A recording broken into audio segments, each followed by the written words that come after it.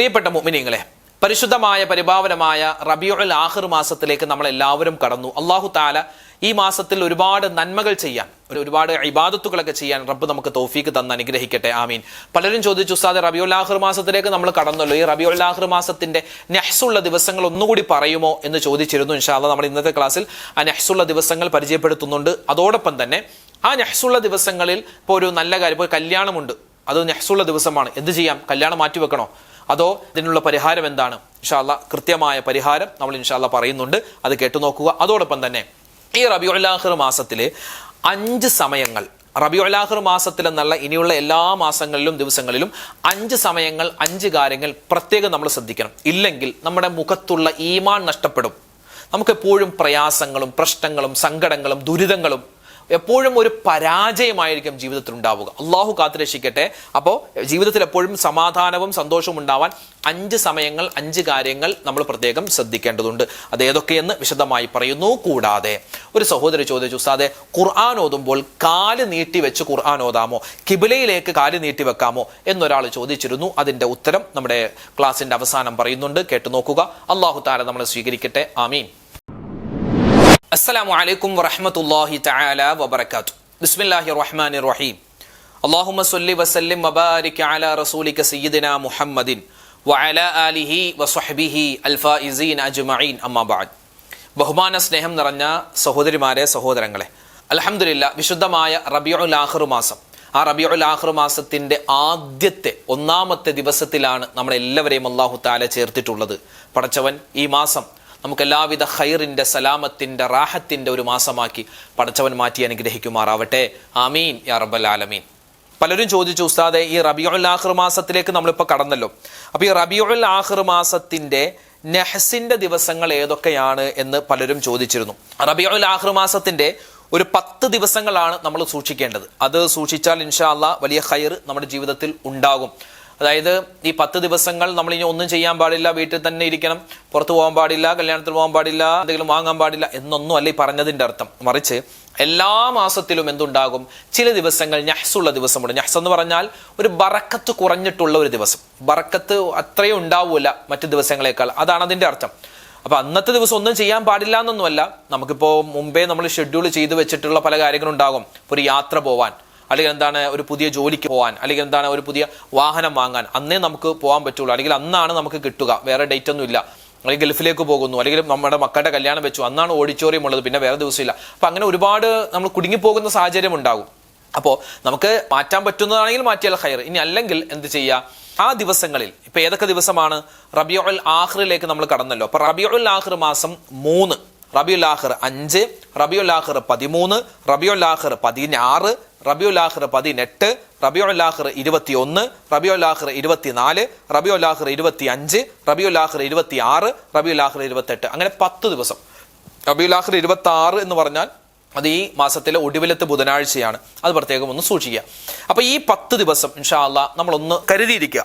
അതായത് ഈ 10 ദിവസം കാത്തിരുന്നിട്ട് ഇങ്ങനെ കുറെ നമ്മൾ ദിക്ർ ചൊല്ലണം എന്നല്ല പറഞ്ഞത്. ഇനിയുള്ള എല്ലാ ദിവസവും, ഇന്നു മുതൽ ഈ റബീഉൽ ആഖിർ മാസം മുഴുവനും എന്നല്ല, ഇനിയുള്ള ദിവസങ്ങളിലും നമ്മൾ എന്ത് ചെയ്യാൻ പാടില്ല? ഏത് ദിവസവും നമുക്ക് ഖൈറാവാനും ബറക്കത്തുള്ളതാവാനും ആ ദിവസത്തിലുള്ള എന്തെല്ലാം ഷർറുകളുണ്ടോ അതിൽ നിന്നുള്ള കാവൽ കിട്ടാനും ഒന്നാമതായി ചെയ്യേണ്ടത് എന്താണ്? സുബ്ഹി നിസ്കാരം ഖളാ ആക്കാതെ നിസ്കരിക്കുക എന്നുള്ളതാണ്. ഇത് പറയുമ്പോൾ പലർക്കും മടുപ്പാണ്. ഇത് തന്നെ പറയാനുള്ളൂ എന്നാണ് പലരും ചോദിക്കുക. അത് തന്നെ പറഞ്ഞിട്ട് എത്ര പേര് ശ്രദ്ധിക്കുന്നു? ഞാൻ എൻ്റെ ജീവിതത്തിൽ ശ്രദ്ധിക്കുന്നുണ്ടോ? നിങ്ങൾ നിങ്ങളുടെ ജീവിതത്തിൽ ശ്രദ്ധിക്കുന്നുണ്ടോ? സുബ്ഹി നമസ്കാരം ഒരിക്കലും ഖളാ ആക്കരുതേ. ഖളാ ആയി പോയാൽ വലിയൊരു എന്താ പറയാ, ഇപ്പോ ഒരു പണ്ഡിതൻ പറഞ്ഞത് ഇങ്ങനെയാണ്: ഒരു മനുഷ്യൻ പരാജിതനാണ്, അയാൾ പരാജയപ്പെട്ടു പോയി എന്ന് ഈ ദുന്യാവിൽ തന്നെ നമുക്ക് മനസ്സിലാക്കാൻ പറ്റും. ഒരാള് ജീവിതത്തിൽ അവൻ പരാജിതനാണ്, ഒരു തോൽവിക്കാരനാണ് എന്ന് ഈ ദുന്യാവിൽ തന്നെ നമുക്ക് മനസ്സിലാക്കാൻ പറ്റും. അല്ലെങ്കിൽ ഒരാൾക്ക് അല്ലാഹു തആല ഈ ദുന്യാവിൽ കൊടുക്കുന്ന ഏറ്റവും വലിയ ശിക്ഷ എന്ന് പറഞ്ഞാൽ നിസ്കരിക്കാൻ ഉള്ള തോന്നൽ അല്ലാഹു തആല അവന്റെ മനസ്സിൽ നിന്നും എടുത്തു കളയുമെന്നാണ്. നിസ്കരിക്കൂല, നിസ്കരിക്കാനുള്ള തോന്നൽ ഉണ്ടാവില്ല. സുബഹിയാവട്ടെ, ളുഹർ, അസർ, മഗ്രിബ്, ഇശ ഒന്നും നിസ്കരിക്കാൻ തോന്നൂല. അല്ലെങ്കിൽ ഇടക്കിടക്ക് നിസ്കരിക്കുന്നു, ബാക്കിയുള്ള സമയത്തൊക്കെ നിസ്കരിച്ചില്ലെങ്കിലും കുഴപ്പമില്ല എന്നൊക്കെയുള്ള തോന്നൽ. അപ്പൊ നിസ്കരിക്കാനുള്ള തോന്നൽ തന്നെ നമ്മുടെ മനസ്സിൽ നിന്നും എടുത്തു കളയുക എന്നുള്ളത് എന്താണ്? അത് ഈ ദുന്യാവിൽ തന്നെ അല്ലാഹു തആല തരുന്ന ഒരു ശിക്ഷയാണ്. പടച്ചവൻ എന്നെയും നിങ്ങളെയൊക്കെ കാത്തു രക്ഷിക്കുമാറാവട്ടെ. ആമീൻ യാ റബ്ബൽ ആലമീൻ. അതുകൊണ്ട് ആദ്യമായി ഈ നഹ്സുള്ള ദിവസമാവട്ടെ അല്ലാത്ത ദിവസമാവട്ടെ നമ്മുടെ നിസ്കാരത്തിന്റെ കാര്യം പ്രത്യേകം ശ്രദ്ധിക്കുക. അതോടൊപ്പം തന്നെ ബിസ്മില്ലാഹില്ലദി ലാ യദുറു മഅസ്മിഹി ഷൈഉൻ ഫിൽ അർളി വലാ ഫിസ് സമാഇ വഹുവസ് സമീഉൽ അലീം. ഇപ്പൊ ചില സഹോദരിമാരൊക്കെ പറയാറുണ്ട്, വല്ലാത്ത പ്രയാസമാണ്, നടുവേദനയാണ്, കൈയിന്റെ പുറം വേദനയാണ്, തലവേദനയാണ്, ഭയങ്കര അസ്വസ്ഥത, എഴുന്നേൽക്കാൻ പറ്റുന്ന, തല കറങ്ങി വീഴുകയാണ്. പെട്ടെന്നൊരു അസ്വസ്ഥതയും ഒരു പ്രയാസമൊക്കെ വരുമ്പോൾ നമ്മൾ എന്താ ചെയ്യേണ്ടത്?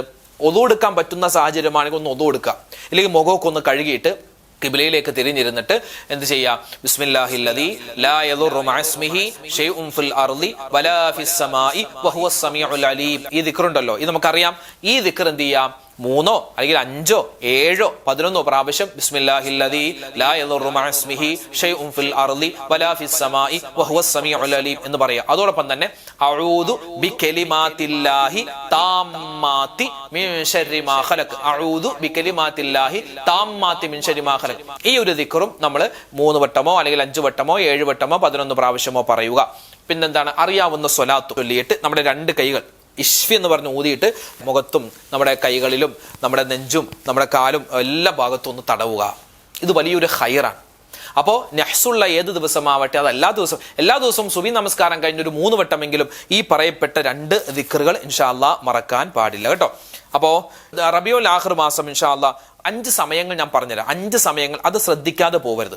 അത് നമ്മൾ വളരെയധികം ശ്രദ്ധിക്കണം. 5 സമയങ്ങൾ നമ്മൾ ശ്രദ്ധിച്ചാൽ നമ്മുടെ ജീവിതത്തിൽ ബറക്കത്തുണ്ടാകും, നമ്മുടെ ജീവിതത്തിലെ ടെൻഷനുകൾ മാറും, കണ്ണേറോ സിഹറൊന്നും ബാധിക്കില്ല, നമുക്ക് നല്ല ഈമാൻ ഉണ്ടാകും. ഈ 5 സമയങ്ങളും ഈ 5 കാര്യവും ശ്രദ്ധിക്കാതെ പോയാൽ നമ്മുടെ ജീവിതത്തിൽ ബറക്കത്തുണ്ടാവൂല, ടെൻഷൻ ഉണ്ടാകും, കണ്ണേറുണ്ടാകും, ഈമാനും ഉണ്ടാവില്ല. അപ്പൊ ഇൻഷാ അല്ലാഹ് 5 സമയം. 1, അത് നിസ്കാരത്തിന്റെ സമയം തന്നെയാണ്. സുബഹി നമസ്കാരം. ആ സുബഹി നിസ്കാരം എപ്പോഴെങ്കിലും നിസ്കരിച്ചാൽ പോരാ, ഖളാ ആവാതെ നിസ്കരിക്കണം. ഇപ്പോ ഞാൻ നിൽക്കുന്ന എറണാകുളം പള്ളിയിലൊക്കെ 5:04 സുബഹി ബാങ്ക് വിളിക്കുക, പിന്നെ 5:34 ഇക്കാമത്ത് കൊടുക്കുക. അരമണിക്കൂർ നമുക്ക് ഗ്യാപ്പ് ഉണ്ട്. ഏകദേശം നിസ്കാരം കഴിഞ്ഞ ദുആ എല്ലാം കഴിയുമ്പോൾ ഒരു 6 മണി അടുത്താകും. 6:15 6:20 ഇടയിൽ എന്താവും? ഉദയമാകും. അതായത് പിന്നെ നിസ്കരിച്ചാൽ സുബഹി നിസ്കാരത്തിന്റെ ഖളാഇന്റെ ടൈമാണ്. എപ്പോ 6:20 കഴിഞ്ഞാൽ പിന്നെ സുബഹി നമസ്കാരത്തിന്റെ ഖളാ ആയിപ്പോയി. അപ്പൊ 6:15 മുമ്പെങ്കിലും അല്ലെങ്കിൽ 6:20 മുമ്പെങ്കിലും നമ്മൾ എഴുന്നേറ്റ് 2 റക്അത്ത് സുബഹി നിസ്കരിച്ചിരിക്കണം. ഇത് സുബഹി നിസ്കാരത്തിന്റെ കാര്യം മാത്രമല്ല, ളുഹറാവട്ടെ, അസ്റാവട്ടെ, മഗ്രിബ് ആവട്ടെ, ഇശാ ആവട്ടെ, ഏത് നമ്മൾ നിസ്കാരത്തിന്റെ കാര്യം ശ്രദ്ധിക്കണേ. അല്ലെങ്കിൽ ഞാൻ നേരത്തെ പറഞ്ഞല്ലോ, ദുനിയാവിൽ തന്നെ അല്ലാഹു തആല തരുന്ന വലിയ പരീക്ഷണമാണ് നിസ്കരിക്കാൻ പറ്റാതിരിക്കുക എന്നുള്ളത്. നമ്മുടെ ആയുസ്സിൽ അല്ലാഹു തആല ബറക്കത്ത് ചുരുക്കിക്കളയും. ചിലപ്പോൾ പെട്ടെന്ന് മരണം വരാം, അല്ലെങ്കിൽ എന്താണ് ഒരുപാട് അസുഖങ്ങൾ ഇങ്ങനെ വന്നുകൊണ്ടിരിക്കാം, അല്ലെങ്കിൽ എന്താണ് നിസ്കരിക്കാതെയൊക്കെ ഒരുപാട് നാൾ ജീവിക്കും. ആ ജീവിതം കൊണ്ട് ഒരു അർത്ഥമുണ്ടാവില്ല, ഒന്നും ചെയ്യാനില്ല, ഒരു ബറക്കത്തില്ലായ്മയായിരിക്കും. അതുപോലെ തന്നെ നമ്മുടെ മുഖത്ത് നിന്നും കണ്ടാൽ ഒരു റാഹത്ത് തോന്നില്ല, ആ ഒരു മുഖത്തൊരു പ്രകാശം ഉണ്ടാവില്ല. അതുപോലെ തന്നെ എന്താണ് നമ്മുടെ ഉപജീവനം, നമ്മുടെ കച്ചവടത്തിലൊക്കെ ഒരു അസ്വസ്ഥത, ഒരു ബറക്കത്തില്ലായ്മ, അങ്ങനെ മൊത്തത്തിൽ ഒരു അസ്വസ്ഥതയും സന്തോഷമില്ലായ്മയായിരിക്കും ഈ നിസ്കാരമൊക്കെ കൃത്യമാവാത്ത ആളുകളുടെ ജീവിതത്തിൽ. അല്ലാഹു തആല കാത്തുരക്ഷിക്കട്ടെ. ആമീൻ ആമീൻ യാ റബ്ബൽ ആലമീൻ. അപ്പൊ ഒന്നാമത്തെ, നമ്മൾ ഈ മാസത്തിൽ എന്നല്ല ഇനിയുള്ള മാസങ്ങൾ എല്ലാ സമയത്തും ശ്രദ്ധിക്കേണ്ടത് നമസ്കാരത്തിന്റെ ആ ഒരു ടൈമും ആ നമസ്കാരവുമായി ബന്ധപ്പെട്ട കാര്യവുമാണ്. പിന്നെ സുന്നത്തായ നിസ്കാരങ്ങൾ, നമ്മുടെ വീഡിയോകൾക്ക് താഴെ വരുന്ന കമന്റുകളിൽ ഒരു ചോദ്യമാണ്, ഉസ്താദെ സുന്നത്ത് നിസ്കാരം ഉണ്ടല്ലോ, അത് പുരുഷന്മാർക്ക് പള്ളിയിൽ നിസ്കരിക്കലാണോ നല്ലത് അതോ വീട്ടിൽ നിസ്കരിക്കലാണോ? ഫർള് നമസ്കാരം പുരുഷന്മാർ പള്ളിയിൽ തന്നെ ജമാഅത്തായി നിസ്കരിക്കലാണ് ഏറ്റവും അഫ്ളൽ, സ്ത്രീകൾക്ക് വീട്ടിൽ തന്നെ നിസ്കരിക്കലാണ് നല്ലത്. പിന്നെ ഈ സുന്നത്ത് നിസ്കാരങ്ങൾ അത് പുരുഷന്മാർ വീട്ടിൽ നിസ്കരിക്കലാണ് നല്ലതെന്ന് ഒരുപാട് മഹത്വക്കൾ പറഞ്ഞിട്ടുണ്ട്. അതുകൊണ്ട് ഇൻഷാ അല്ലാഹ് എന്ത് ചെയ്യുക, നമ്മളെക്കൊണ്ട് പറ്റുന്ന രൂപത്തിൽ, പള്ളിയിൽ പോയാലും നമ്മൾ സുന്നത്ത് പിന്നെ ഒഴിവാക്കാറില്ല, സുന്നത്തൊക്കെ നിസ്കരിക്കാറുണ്ട്, എന്നാലും വീട്ടിൽ സുന്നത്ത് നിസ്കരിക്കൽ വലിയ ഖൈറാണ്. തഹജ്ജുദ് നിസ്കാരം നമുക്ക് വീട്ടിൽ നിസ്കരിച്ചിട്ട് പോവാം, അല്ലെങ്കിൽ ദുഹാ നിസ്കാരം നമുക്ക് വീട്ടിൽ നിസ്കരിക്കാം. ഫർദ് നമസ്കാരത്തിന് മുമ്പും ശേഷമുള്ള നിസ്കാരമൊക്കെ ഉണ്ടല്ലോ, അത് നമുക്ക് വീട്ടിൽ നിസ്കരിക്കാം, വലിയ ഖൈറാണ്. ഇപ്പൊ വീട്ടിൽ നിസ്കരിക്കാമെന്ന് പറഞ്ഞിട്ട് പള്ളിയിൽ നിന്ന് നിസ്കരിക്കാതെ പോന്നിട്ട് വീട്ടിൽ നിസ്കരിക്കാതെ വരുന്നൊരവസ്ഥ ഉണ്ടാവരുത്, ആ കാര്യം സൂക്ഷിക്കണം. അപ്പൊ അതുകൊണ്ട് ഫർളൊക്കെ പള്ളിയിൽ നിസ്കരിച്ച് സുന്നത്തൊക്കെ വീട്ടിൽ നിസ്കരിക്കലാണ് ഒന്നുകൂടി നല്ലത്. ഇല്ലെങ്കിൽ നമുക്ക് എന്താ വീട്ടിൽ സൗകര്യം ഇല്ല, അല്ലെങ്കിൽ വീട്ടിൽ പോയി നിസ്കരിക്കാൻ പറ്റൂല, അങ്ങനത്തെ സാഹചര്യമാണെങ്കിൽ പള്ളിയിൽ തന്നെ നിസ്കരിക്കാം. പുരുഷന്മാരുടെ കാര്യമാണ് കേട്ടോ പറഞ്ഞത്. സ്ത്രീകൾക്ക് ഇൻഷാ അല്ലാഹ് നിങ്ങൾ വീട്ടിൽ തന്നെ നിസ്കരിച്ചാൽ വലിയ പ്രതിഫലം അല്ലാഹു തആല തരും. ഒന്നാമത്തെ സമയം എന്ന് പറഞ്ഞാൽ ശ്രദ്ധിക്കേണ്ട സമയം നമസ്കാരത്തിന്റെ ടൈമും കാര്യങ്ങളൊക്കെയാണ്. രണ്ടാമത്തേത് വിശുദ്ധമായ ഖുർആൻ ഓതേണ്ട സമയങ്ങളാണ്, അല്ലെങ്കിൽ അതുമായി ബന്ധപ്പെട്ട കാര്യമാണ്. ചില ആളുകൾ ചിലരോട് പിണങ്ങുന്നതാണ്, അതിൽപ്പെട്ടതാണ് ഖുർആൻ ഒരു മനുഷ്യനോട് പിണങ്ങും. അതായത് ഖുർആൻ അവന്റെ കയ്യിലുണ്ടായിട്ട്, അവന്റെ റൂമിലുണ്ടായിട്ട്, അവന്റെ ഫോണിൽ ഖുർആൻ ഉണ്ടായിട്ട്, അല്ലെ ഖുർആാനിന്റെ ആപ്ലിക്കേഷനൊക്കെ നമ്മുടെ ഫോണിൽ ഉണ്ടാകും. എന്നിട്ടും അവൻ ഖുർആൻ ഓതിയില്ലെങ്കിൽ ആ ഖുർആൻ അവരോട് പിണങ്ങുന്നതാണ്. ഒരു പേജെങ്കിലും ഒരു ദിവസം ഖുർആൻ ഓതണം. ഇപ്പൊ നമ്മൾ നിസ്കാരത്തിലൊക്കെ ഓതുന്നുണ്ട്, ഫാത്തിഹ സൂറത്ത് ഓതും, അല്ലാതെ ചെറുതും വലുതുമായ സൂറത്തൊക്കെ ഓതും. അതല്ല, അത് നിസ്കാരത്തിന്റെ സൂറത്ത് നമ്മൾ ഓതുന്നതാണ്. അതല്ലാതെ എക്സ്ട്രാ ആയി നമ്മൾ എന്ത് ചെയ്യുക, ഖുർആൻ കയ്യിലെടുത്തിട്ടോ അല്ലെങ്കിൽ കാണാതെ അറിയാമെങ്കിൽ അങ്ങനെ, അല്ലെങ്കിൽ മൊബൈലിലാണ് അങ്ങനെ ഒരു പേജെങ്കിലും മോദൽ. ഖുർആൻ നമുക്ക് സാക്ഷി നിൽക്കുമെന്നാണ്. പ്രത്യേകിച്ച് ഇശാ മഗ്‌രിബിന്റെ ഇടയിലുള്ള ടൈം, അതുപോലെ തന്നെ സുബഹി നമസ്കാരം കഴിഞ്ഞുള്ള ഉടനുള്ള ടൈമൊക്കെ പരമാവധി ഖുർആൻ ഓതൽ അധികരിപ്പിക്കേണ്ട സമയമാണ്. പ്രത്യേകിച്ച് ഇശാ മഗ്‌രിബിന്റെ ഇടയിൽ ആ സമയത്ത് എന്തെങ്കിലും ഖുർആന്റെ ഏതെങ്കിലും ഒരു സൂറത്തെങ്കിലും ഓതാൻ പ്രത്യേകം ശ്രദ്ധിക്കേണ്ടതുണ്ട്. പിന്നെ ഖുർആൻ ഓതുമ്പോൾ പലരും ചോദിച്ച സംശയമാണ്, കാല് കിബിലയിലേക്ക് നീട്ടി വെച്ചിട്ട് ഖുർആൻ ഓതാമോ എന്ന്. അങ്ങനെ ഓതാം, കുഴപ്പമൊന്നുമില്ല. കാലിപ്പോൾ കിബിലയിലേക്ക് നീട്ടി വെച്ചു എന്ന് പറഞ്ഞ് പ്രശ്നമൊന്നുമില്ല. നമ്മൾ ഖുർആൻ മുമ്പിൽ വെച്ചിട്ട് കാലം അങ്ങോട്ട് നീക്കാൻ പാടില്ല. ഖുർആൻ നമ്മുടെ കാലിന്റെ ഭാഗത്ത് വരുന്ന രൂപത്തിലാവാൻ പാടില്ല. ഒരു ഉമ്മ, അവർ വയസ്സാണ്, അപ്പോൾ അവർക്ക് ഇങ്ങനെ കാല് നീട്ടിയാണ് ഇരുന്ന് ഖുർആൻ ഓതാൻ പറ്റുള്ളൂ. അപ്പോൾ എന്ത് ചെയ്യുക, കാല് നീട്ടിയിട്ട് ആ കാല് മൂടി വെക്കുക എന്ന് പറഞ്ഞാൽ എന്തെങ്കിലും തുണി കൊണ്ടത് കാല് മൂടിയിട്ട് അവരുടെ കയ്യിൽ ഖുർആൻ പിടിച്ചിട്ട് ഓതാം കേട്ടോ. അങ്ങനെ കുഴപ്പമില്ല. ഖുർആൻ കയ്യിൽ പിടിച്ചിട്ട് കാലിങ്ങനെ നീട്ടി വെച്ചിരിക്കുന്നു, കാല് കാണാത്ത രൂപത്തിൽ എന്തെങ്കിലും തുണിയൊക്കെ വെച്ച്, അത് ആണാവട്ടെ പെണ്ണാവട്ടെ അങ്ങനെ ഓതലാണ് ഏറ്റവും അദബ്, മര്യാദ അങ്ങനെയാണ് കേട്ടോ. പിന്നെ ഖുർആൻ ഇരിക്കുമ്പോൾ ഖുർആനിന്റെ നേരെ കാല് നീട്ടാൻ പാടില്ല. മൂന്നാമത്തേത്, ബാങ്ക് വിളിക്കുന്ന സമയത്തുള്ള സംസാരം അത് ഒഴിവാക്കുക. ബാങ്ക് വിളിക്കുന്ന സമയത്തുള്ള സംസാരം ഒഴിവാക്കണമെന്ന് പലപ്പോഴും നമ്മൾ പറഞ്ഞിട്ടുണ്ട്, നമ്മൾ ശ്രദ്ധിക്കാറുണ്ട്. ലജു ലിസാനഹുന്നാൻ, അവന്റെ നാവ് കിടന്നിങ്ങനെ കെലിമ ചൊല്ലാൻ പറ്റൂല അവൻ മരിക്കുന്ന സമയത്ത്. അള്ളാഹു താല കാത്തിരക്ഷിക്കുമാറാവട്ടെ. ബാങ്കിന് ഇജാബത്ത് കൊടുക്കുക. ബാങ്കിന് ശേഷമുള്ള ദ്വായൊക്കെ ഉണ്ടല്ലോ, അത് വളരെ പുണ്യമുള്ള ദ്വായാണ്, അതൊക്കെ പറയുക. പിന്നെ നാലാമത്തേത്, മാതാപിതാക്കളോടുള്ള ആ ഒരു സമീപനം, മാതാപിതാക്കളുമായി സംസാരിക്കുന്ന സമയത്തുള്ള ചില കാര്യങ്ങളൊക്കെ ശ്രദ്ധിക്കണേ. ഇപ്പൊ നമുക്ക് നമ്മുടെ ഉമ്മ എന്നൊക്കെ പറഞ്ഞാൽ ഭയങ്കര സ്നേഹമാണ്, ഒരു ഫ്രണ്ട്ലി ആയിട്ട് നമ്മൾ പെരുമാറാറുണ്ട്. ചില കുട്ടികളൊക്കെ മാതാപിതാക്കളോട്, ഉമ്മാനോടും വാപ്പാനോടൊക്കെ ഒരു ഫ്രണ്ട്ലി ആയിട്ട് ഒരു കൂട്ടുകാരെ പോലെ പെരുമാറാറുണ്ട്. അതൊന്നും വേണ്ടാന്ന് ഞാൻ പറയുന്നില്ല, പക്ഷെ എത്ര ഫ്രണ്ട്ലി ആന്ന് പറഞ്ഞാലും ഉമ്മാക്ക് ഉമ്മാടെ സ്ഥാനം കൊടുക്കാൻ മറന്നു പോകരുത്, വാപ്പാക്ക് വാപ്പാടെ സ്ഥാനം കൊടുക്കാൻ മറന്നു പോകും. എപ്പോഴും തോളയിലൊക്കെ കൈയിട്ടൊക്കെ നമ്മൾ ഇരിക്കുക, അതൊക്കെ ഒരു സ്നേഹമാണ്. വാപ്പ ചിലപ്പോൾ നമ്മുടെ തോളെ കൈയിടും, ഉമ്മ നമ്മുടെ തോളെ കൈയിടും, അതൊക്കെ ഒരു ഇഷ്ടവും സ്നേഹമൊക്കെയാണ്, അതൊക്കെ നല്ലതാണ്. പക്ഷെ എന്താണ്, അവരോടുള്ള ബഹുമാനവും ആദരവും മുറിഞ്ഞു പോകാൻ പാടില്ല. ഉമ്മാനെ കാണുമ്പോൾ എഴുന്നേക്കണമെന്നാണ്, വാപ്പാനെ കാണുമ്പോൾ എഴുന്നേറ്റ് നിൽക്കണമെന്നാണ്. അവരോട് പോലും പറയരുതെന്നൊക്കെ ഖുർആനിൽ നമുക്ക് കണ്ടിട്ടില്ലേ, നമ്മൾ കേട്ടിട്ടില്ലേ? അതുകൊണ്ട് അവരോടുള്ള ഈ ഫ്രണ്ട്ലി ആയിട്ടൊക്കെ ചിലപ്പോൾ സംസാരിക്കുമ്പോൾ ഉമ്മാക്ക് വേദന ഉണ്ടാകുന്ന ഒരു വാക്ക് പോലും നമ്മളുടെ നാവിൽ നിന്ന് വരാൻ പാടില്ല, വാപ്പാക്ക് വേദനിക്കുന്ന ഒരു വാക്ക് പോലും വരാൻ പാടില്ല. ആ കാര്യങ്ങളൊക്കെ ശ്രദ്ധിച്ചിട്ട് ഫ്രണ്ട്ലി ആവാൻ നിന്നാൽ മതി കേട്ടോ. കാരണം അവരെന്ന് പറഞ്ഞാൽ തീക്കൊള്ളികളാണ്, തൊട്ടാൽ പൊള്ളും. ആ തീക്കൊള്ളി ഒന്ന് ചരിഞ്ഞാൽ, അവരുടെ മനസ്സൊന്ന് വേദനിച്ചാൽ അത് നമ്മുടെ ജീവിതം തന്നെ കുട്ടിച്ചോറാവും. അള്ളാഹു കാത്തിരക്ഷിക്കുമാറാവട്ടെ. അപ്പോൾ മാതാപിതാക്കളോടുള്ള ആ ഒരു സമീപനം അത് വളരെ അധികം സൂക്ഷിക്കുക. അവരോട് സലാം പറയുക, അവർക്ക് വേണ്ട കാര്യങ്ങളൊക്കെ ചെയ്തു കൊടുക്കുക. ഞാൻ ഒരു സ്ഥലത്ത് പ്രസംഗിക്കാൻ പോയി, ഞാൻ കറക്റ്റ് സ്ഥലവും ജില്ലയൊന്നും പറയുന്നില്ല, ഒരു സ്ഥലത്ത് പ്രസംഗിക്കാൻ പോയ സമയത്ത് ഭക്ഷണം കഴിക്കാൻ വേണ്ടി ഒരു വീട്ടിൽ പോയപ്പോൾ അൽഹംദുലില്ലാഹ് വളരെ ഒരു സുന്ദരമായ ഒരു കാഴ്ച കണ്ടു. മുമ്പ് പറഞ്ഞിട്ടുണ്ടോ എന്ന് എനിക്ക് തോന്നുന്നു. ഒരു വിശാലമായ മുറി, അവിടെ 3 കട്ടിലുണ്ട്, നല്ല സെറ്റപ്പ് എന്ന് പറയുന്നത്, നല്ല സെറ്റപ്പ് മുറി. അതിൽ AC ഒക്കെ ഉണ്ട്, അതുപോലെ ബാത്റൂമും സംവിധാനങ്ങളും, അതുപോലെ ചൂടുവെള്ളത്തിന് ചൂടുവെള്ളം, തണുത്ത വെള്ളത്തിന് തണുത്ത വെള്ളം, വിശാലമായ റൂം. അതിൽ 3 ബെഡ്, ഒരേ രൂപത്തിലുള്ള കട്ടിലും ബെഡൊക്കെ ഉണ്ട്. അതിൽ 3 ഉമ്മമാരുണ്ട്, 3 വയസ്സായ ഉമ്മമാർ അവിടെ കിടക്കുന്നുണ്ട്. ആരോഗ്യമുള്ളവരാണ്, കുഴപ്പമൊന്നുമില്ല അൽഹംദുലില്ലാഹ്. അപ്പോൾ ആ വീട്ടുകാരൻ പറഞ്ഞത്, ഇതെൻ്റെ ഉമ്മയാണ്.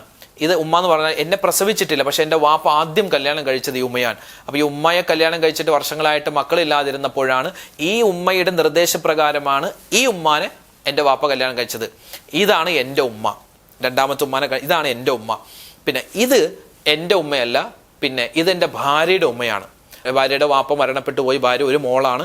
അപ്പോൾ ആ ഉമ്മാനെ ഇങ്ങോട്ട് കൊണ്ടുവന്നു. അപ്പോൾ 3 ഉമ്മമാർ. ഇദ്ദേഹത്തിൻ്റെ ആദ്യത്തെ ഉമ്മ എന്ന് പറഞ്ഞാൽ വാപ്പ ആദ്യം കല്യാണം കഴിച്ചത്, പിന്നെ രണ്ടാമത് സ്വന്തം ഉമ്മ, പിന്നെ അത് ഭാര്യയുടെ ഉമ്മ. 3 പേർ ഇങ്ങനെ ഒരുപോലത്തെ കട്ടലിൽ കിടന്നിട്ട് വലിയ സന്തോഷം, അവർ പരസ്പരം സംസാരിക്കുന്നു, ഒന്നിച്ച് ജമാഅത്തായി നമസ്കരിക്കുന്നു, ഒക്കെ വലിയ സന്തോഷമാണ്. അള്ളാഹുവേ, ഞങ്ങളുടെ ഉമ്മമാർക്കും വാപ്പമാർക്കൊക്കെ എല്ലാവിധ ഖൈറും ബറക്കത്തും സലാമത്തും കൊടുക്കണേ അല്ലാഹ്, എല്ലാവിധ നന്മയും കൊടുക്കണേ അല്ലാഹ്, അവർക്ക് ആഫിയത്ത് കൊടുക്കണേ അല്ലാഹ്, അവർക്ക് ദീർഘകാലം ഖിദ്മത്ത് ചെയ്യാനുള്ള തൗഫീക്ക് തരണേ അല്ലാഹ്. അള്ളാഹുവേ പടച്ചവനെ, ഞങ്ങൾക്ക് വേണ്ടി ദുആ ചെയ്യുന്ന അവരുടെ ദുആയൊക്കെ നീ സ്വീകരിക്കണേ അല്ലാഹ്, ആമീൻ. ഇനി 5ാമത്തെ കാര്യം, ദിക്റിന്റെ തസ്ബീഹിന്റെ മജ്ലിസുകൾ അത് ഒഴിവാക്കാൻ പാടില്ല. ദിക്ർ ചൊല്ലേണ്ട സമയത്ത് ദിക്ർ ചൊല്ലും. ഇപ്പോൾ നമസ്കാരം കഴിഞ്ഞ് 33 പ്രാവശ്യം സുബ്ഹാനല്ലാഹ്, അൽഹംദുലില്ലാഹ്, അല്ലാഹു അക്ബർ നമ്മൾ പറയാറില്ലേ, അത് നമ്മൾ ഒഴിവാക്കാൻ പാടില്ല. അത് സ്ഥിരമായി തന്നെ അങ്ങോട്ട് കൊണ്ടുപോകും. പ്രത്യേകിച്ച് പെണ്ണുങ്ങൾ അത് ശ്രദ്ധിക്കണം കേട്ടോ. ആണുങ്ങളിപ്പോൾ പള്ളിയിൽ ജമാഅത്ത് നിസ്കാരം കഴിഞ്ഞാൽ ഉസ്താദ് തിരിഞ്ഞിരിക്കും, എന്നിട്ട് സുബ്ഹാനല്ലാഹ് എന്ന് പറയുമ്പോൾ കൂടെയുള്ളവരും ഓട്ടോമാറ്റിക്കായി സുബ്ഹാനല്ലാഹ് പറയും, അൽഹംദുലില്ലാഹ് പറയും, അല്ലാഹു അക്ബർ ഒക്കെ പറഞ്ഞ് ആ ദിക്റും ദുആയും ഒക്കെ ചെയ്യാറുണ്ട്. പക്ഷെ ഉമ്മമാരെന്ന് പറഞ്ഞാൽ ചിലപ്പോൾ ജോലി തിരക്കായിരിക്കും, മീൻ കറി അവിടെ വെച്ചിട്ടുണ്ടാകും, കുക്കറിൽ പരിപ്പുണ്ടാവും, അല്ലെങ്കിൽ വാഷിംഗ് മെഷീനിൽ തുണി കഴുകാൻ വേണ്ടി വെള്ളം ഒഴിച്ചു വെച്ചിട്ടുണ്ടാവും. അങ്ങനെ പല പല തിരക്കിൻ്റെ ഇടയിലാണ് നിസ്കരിക്കാൻ വരിക. അപ്പോൾ ആ ചിന്തയിൽ നിസ്കരിക്കുമ്പോൾ സുബ്ഹാനല്ലാഹൊക്കെ ചുമ്മാ പറത്തിക്കളി. അങ്ങനെയല്ല, നിസ്കാരം കഴിഞ്ഞ് അവിടെ ഇരുന്നിട്ട് 1-2 മിനിറ്റ് മതിയല്ലോ. സുബ്ഹാനല്ലാഹ് 33, അൽഹംദുലില്ലാഹ് 33, അല്ലാഹു അക്ബർ 33, ലാ ഇലാഹ ഇല്ലല്ലാഹ് എന്ന ദിക്ർ ഒരു 10 പ്രാവശ്യം, എന്നിട്ട് നല്ലവണ്ണം ദുആ ചെയ്യുക. ആ സമയത്തൊക്കെയുള്ള ദുആ നിങ്ങളുടെ പ്രത്യേകം അല്ലാഹു തആല സ്വീകരിക്കും കേട്ടോ. അപ്പോൾ ഈ കാര്യങ്ങളൊക്കെ 5 സമയങ്ങൾ 5 കാര്യങ്ങൾ പ്രത്യേകം നമ്മൾ ഈ മാസത്തിൽ ശ്രദ്ധിച്ചിരിക്കണം. ശ്രദ്ധിച്ചാൽ നമുക്ക് മുഖത്തിന് പ്രകാശമുണ്ടാകും, അതുപോലെ ജീവിതത്തിൽ വലിയ സന്തോഷമുണ്ടാകും, വലിയ റാഹത്തുണ്ടാകും, എല്ലാ വിധത്തിലുള്ള കാവലും അള്ളാഹുവിൻ്റെ ഭാഗത്തു നിന്നുണ്ടാകും. ഈ 5 സമയങ്ങൾ ശ്രദ്ധിച്ചില്ലെങ്കിലോ വലിയ നഷ്ടവും വലിയ പ്രയാസവും ഒക്കെ ജീവിതത്തിൽ ഉണ്ടാകും. അള്ളാഹു കാത്തുരക്ഷിക്കുമാറാവട്ടെ. ആമീൻ ആമീൻ യാ റബ്ബൽ ആലമീൻ. ഒരുപാട് പേര് ദുആ ചെയ്യാൻ പറഞ്ഞിട്ടുണ്ട്. ഇൻഷാ അല്ലാഹ് എല്ലാവർക്കും വേണ്ടി ദുആ ചെയ്യാൻ. ഞാൻ നേരത്തെ പറഞ്ഞതുപോലെ ഒരു സഹോദരൻ ചോദിച്ചൊരു ചോദ്യമാണ്, ഉസ്താദെ ഖുർആൻ ഓതുന്ന സമയത്ത് കാല് നീട്ടിയിട്ട് ഖുർആൻ ഓതാമോ? നമ്മളതിൻ്റെ ഉത്തരം പറഞ്ഞിട്ടു. കാല് നീട്ടി വെച്ചൊക്കെ ഖുർആൻ ഓതാം, കുഴപ്പമൊന്നുമില്ല. പക്ഷെ ആ കാല് എന്ത് ചെയ്യുക, ഒരു തുണി വെച്ചൊക്കെ മൂടി വെച്ചിട്ട് ഖുർആൻ പൊക്കി പിടിച്ചിട്ട് ഓതലാണ് വേണ്ടത്. കിബിലയിലേക്ക് കാല് നീട്ടാമോ? കിബിലയിലേക്ക് കാല് നീട്ടി എന്ന് പറഞ്ഞപ്പോൾ ഒന്നും പറ്റാനില്ല. കിബിലയിലേക്ക് കാല് നീട്ടിയിരിക്കാം, കുഴപ്പമില്ല. പക്ഷെ ഖുർആന്റെ നേരെ കാല് നീട്ടാൻ പാടില്ല. ഖുർആൻ ഇവിടെ ഇരിക്കുവാണെങ്കിൽ അങ്ങോട്ട് കാല് നീട്ടി വെക്കാൻ പാടില്ല. ഖുർആൻ എപ്പോഴും ഉയർത്തി തന്നെ പിടിക്കണം കേട്ടോ. ആ കാര്യം ശ്രദ്ധിക്കുക. അള്ളാഹുവേ പഠിച്ചവനെ, ഞങ്ങളുടെ ഈ സദസ്സു സ്വീകരിക്കണേ അല്ലാഹ്. ഒരുപാട് പാവപ്പെട്ട ഉമ്മമാരും ഉപ്പമാരൊക്കെ കേൾക്കുന്ന മജ്ലിസാണ് റബ്ബേ. അവർക്കും ഞങ്ങൾക്കെല്ലാം നീ സ്വർഗത്തിൽ ഉന്നതമായ പദവി നൽകണേ അല്ലാഹ്. അല്ലാഹുവേ, നിന്നെ കാണാനുള്ള തൗഫീഖ് ഞങ്ങൾക്ക് നീ തരണേ അല്ലാഹ്. ആമീൻ ആമീൻ യാ റബ്ബൽ ആലമീൻ. അസ്സലാമു അലൈക്കും വറഹ്മത്തുള്ളാഹി തആല വബറകാതുഹു.